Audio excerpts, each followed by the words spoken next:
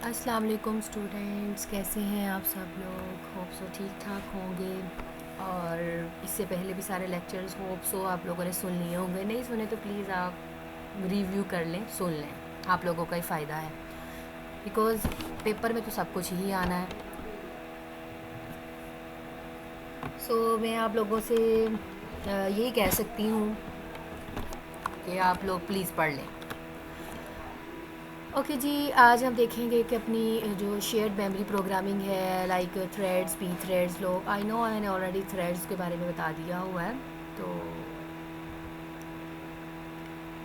यहाँ से पढ़ा रही लगी हूँ मैं, ये मैं शेयर कर देती हूँ आप लोगों के साथ। जी, व्हाट इज़ शेयर्ड मेमोरी? वही चीज़ बार बार, shared memory. Shared memory is the concept where two or more process can access the common memory. ठीक है, शेयर्ड मेमोरी में मेमोरी तो एक होती है, वही शेयर हो रही होती है।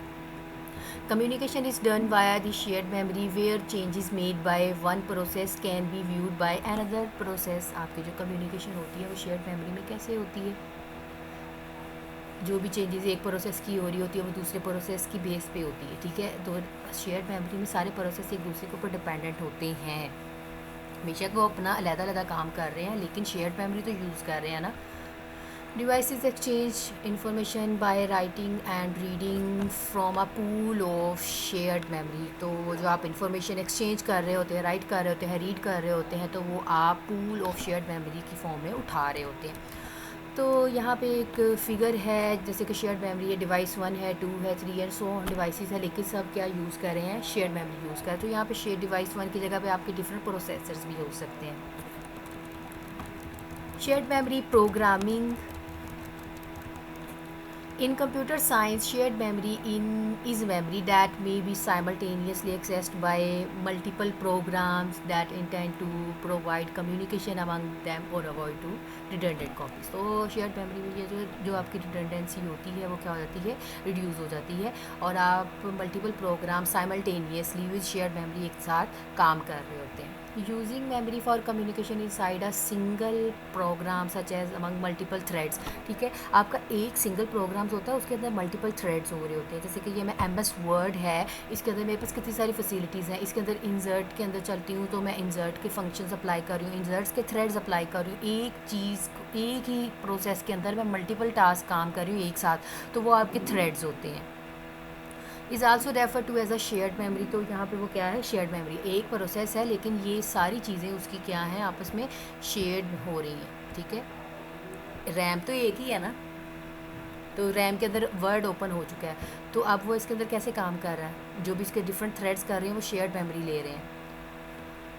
Shared memory is an efficient means or passing data between programs depending on context। Programs may run on a single processor or on multiple separate processor। ठीक है, चीज़ें डिपेंड होते हैं आपके कॉन्टेक्स्ट, जो भी शेयर्ड मेमोरी है, डाटा पास हो रहा है डिफरेंट प्रोग्राम्स के दरमियान में, तो वो किसके ऊपर डिपेंड हो रहा है? आपके कॉन्टेक्स्ट, आपके प्रोग्राम्स के ऊपर, जो आप एक सिंगल प्रोसेसर के ऊपर जो है रन कर रहे हैं और मल्टीपल प्रोसेसर्स के ऊपर रन कर रहे हैं।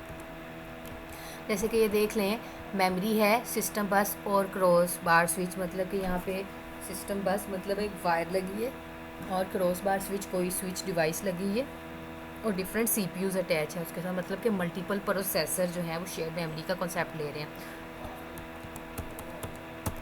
Shared memory model program consists of threads of control with shared variable, private variable।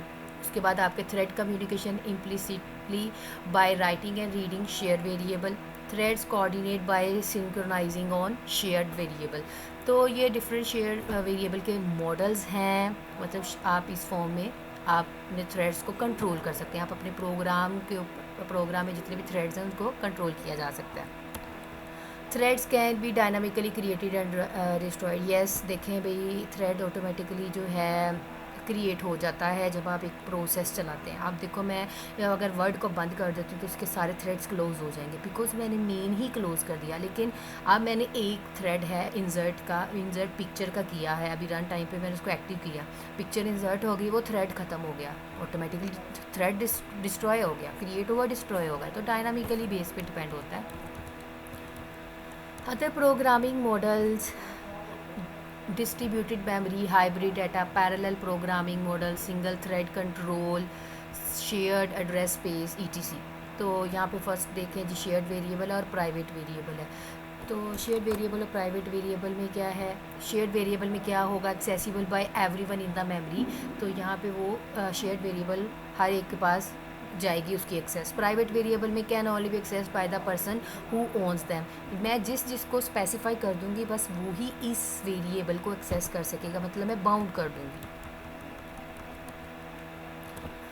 Okay ji, threads हैं। थ्रेड्स क्या होते हैं, threads same process shared memory process space होते हैं। जैसे कि आपको मैं ऑलरेडी बता चुकी हूँ, बड़ा डिटेल में इसके ऊपर लेक्चर दिया हुआ है आपके ऑपरेटिंग सिस्टम की बुक में से, ठीक है, कि थ्रेड्स क्या होते हैं, थ्रेड्स क्या रिप्रेजेंट करते हैं। All the threads share the same memory context code and data. हाँ जी, आपके जो थ्रेड्स होते हैं same memory and context code, मतलब कि डाटा और कोड वगैरह सेगमेंट्स वगैरह शेयर करते हैं, स्टैक्स ईटीसी सब कुछ, ठीक है जी।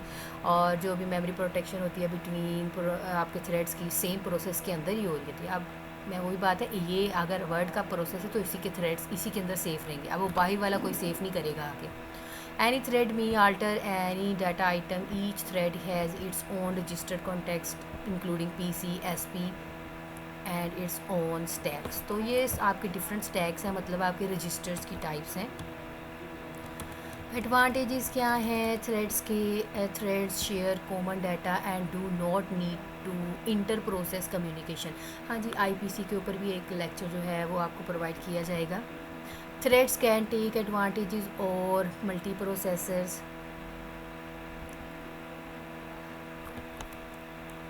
सो यहाँ पे मल्टीपल थ्रेड जो हैं वो एक सिंगल जॉब क्रिएट कर रहे होते हैं, एक ही प्रोसेस के अंदर मल्टीपल टास्क कर रहे होते हैं, ठीक है जी। थ्रेड्स चीपर्स होते हैं, क्रिएट करना आसान होता है बिकॉज आपने एक प्रोसेस तो लोड कर ही लिया होता है रैम के अंदर, तो बाकी उसके थ्रेड्स में क्या प्रॉब्लम होगी कंप्लीट होने में। एक प्रोसेस हैवी चीज़ इंस्टॉल हो गई है आपकी रैम के अंदर, लोड हो गई है, वो आपकी मेमोरी के अंदर आ गई है, तो फिर थ्रेड्स भी तो उसी का ही पार्ट होंगे। सो थ्रेड्स फिर बहुत आसान काम हो जाता है, थ्रेड फिर लाइट वेट हो जाते हैं जब आप एक प्रोसेस को रैम के अंदर लोड कर लेते हैं।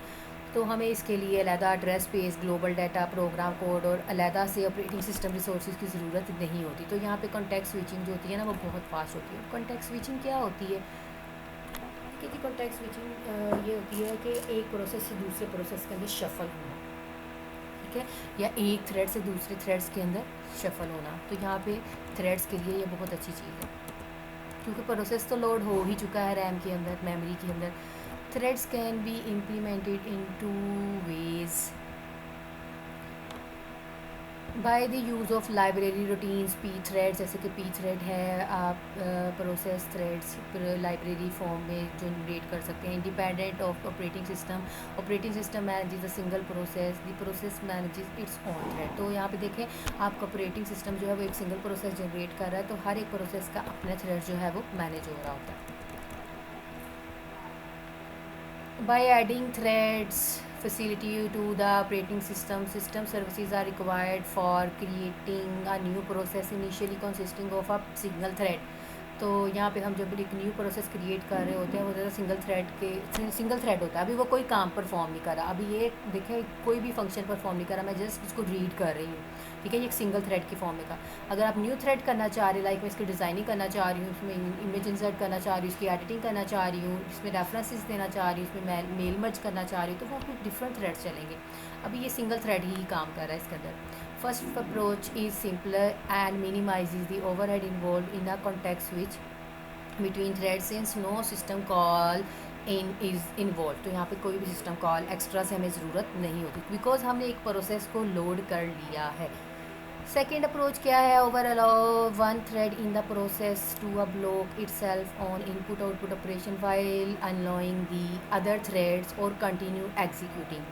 For this reason some system में बोथ अप्रोचेज़ अवेलेबल। तो कुछ सिस्टम्स होते हैं उनमें ये दोनों अप्रोचेज़ जो हैं वो अवेलेबल होती है।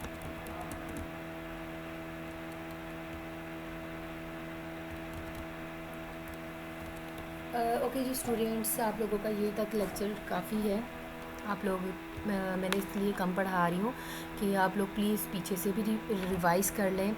और एक और बात है, आपकी मेजर असाइनमेंट है, ठीक है, इस वजह से मैं थोड़ा पढ़ा रही हूँ कि उसको प्लीज़ सीरियस होके कर लें। समझ लें कि 8 सेमेस्टर में मे बी आप लोगों का वो आइडिया एक्सेप्ट हो जाए, तो अच्छी बात है ना। अभी से अपनी ब्रेन स्टॉर्मिंग करेंगे, आइडिया फाइंड आउट करेंगे, फ़ाइट करेंगे, रोएंगे, जैसे भी है, लेकिन कुछ ना कुछ तो करेंगे ही। ओके जी स्टूडेंट्स, अपना बहुत सारा ख्याल रखिएगा। अल्लाह हाफ़िज़।